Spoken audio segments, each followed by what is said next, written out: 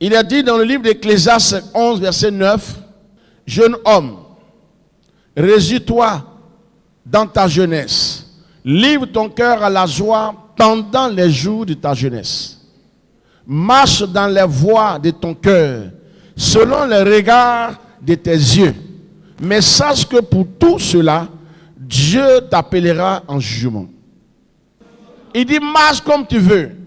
N'écoute pas les dires des gens. Faut pas être intentionné, il ne faut pas prêter l'oreille au conseil des sages. Quand on dit aux jeunes filles, aux jeunes gens, ne vous comportez pas ci, ne comptez pas pour cela. D'autres disent non, il est trop sévère.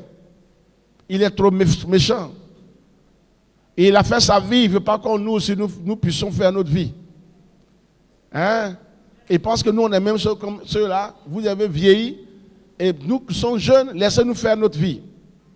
Ce que tu sèmes, tu vas récolter. Est-ce que tu m'as bien entendu? Est-ce que tu me reçois? Il dit, fais comme tu veux de ta vie si tu n'écoutes pas quelqu'un. Mais sache que Dieu va t'appeler en jugement.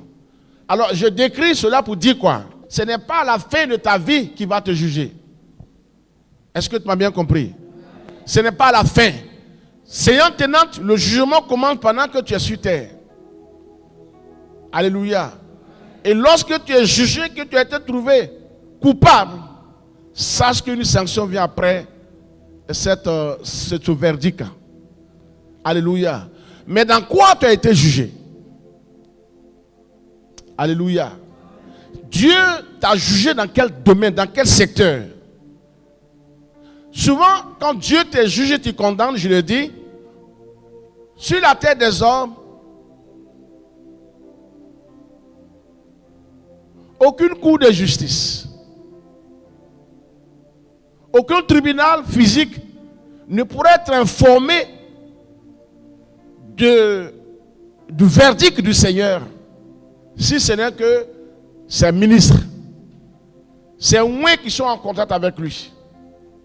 Alléluia. La cour du Seigneur, la cour de justice du Seigneur, quand il rend son verdict, une cour terrestre de justice n'est pas informée du verdict du Très-Haut. Tu ne m'as pas compris. Je veux dire que Dieu, son jugement souvent n'a rien à voir avec le jugement de la terre. Est-ce que tu m'as bien entendu? Malheureusement, il y a des situations que nous voyons dans la vie des uns des autres. Des situations qu'on voit dans la vie des jeunes filles, des jeunes gens. Et on se pose mille et une questions. Pourquoi ça perdure? Pourquoi est-ce que leur cas perdure? Pourquoi rien n'évolue chez eux? Souvent, ce qui est reconnu, c'est qu'ils sont tombés sous le coup d'un jugement. Tu m'as bien entendu? Et si tu es tombé sous le coup d'un jugement du Seigneur, je t'apprends que personne ne peut t'enlever tant que la date qu'il a fixée n'est pas arrivée. Tu ne m'as pas bien compris? Je ne souhaite pas ça pour quelqu'un, mais je vous assure, il me fait tellement peur que je veux que vous le craigniez. Ne le voyez pas, Dieu le Père amour, Dieu le Créateur facile, qui ne veut pas faire du mal à une mouche. Non, ne le regardez pas dans ce sens-là, sinon vous allez vous tromper de lui. Alléluia. Il frappe, il chicote, Dieu tue. On va dire, mais où est-ce que, donc, parlons de cela, où est là son amour? Je suis en train de te dire, c'est avec tout ça qu'il dirige le monde.